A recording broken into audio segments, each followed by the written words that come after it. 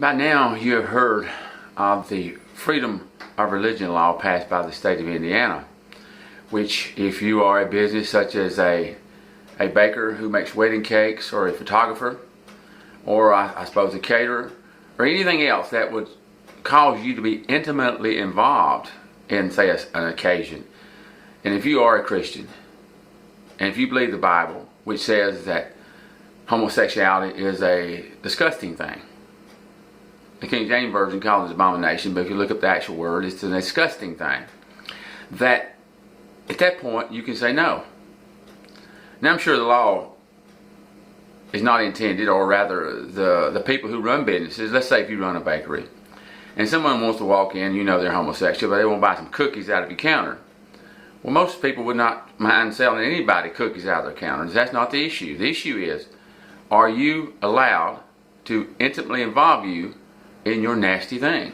Well, this law says no, they cannot. And I think that's good law. But it's interesting, like George Stephanopoulos, he kept pushing the issue in the interview yesterday with the governor. And he kept asking that question. Of course, the governor didn't want to directly answer that question, which I don't know why he didn't. Because we have a right as Christians to believe God. But the homosexual community wants to drag us into their nasty mess by hook or crook. And if you have a business that would make you intimately involved, they want to drag you into it. I can imagine if you're a baker and you make wedding cakes, you don't want to be intimately involved in that, because most of the time you are. Or a photographer, where you have to stage the bride and the groom, or the bride and the bride in this case, bride and the bride in this case, or the groom and the groom. You don't want to be involved in that nasty mess. So I like that law, which is ridiculous that there should be a law, in effect, to have to tell us that we do not have to be a part of other people's nasty mess. And in fact, they use the word discrimination. Oh, there's been discrimination, always has been discrimination for the color of skin, one thing or another.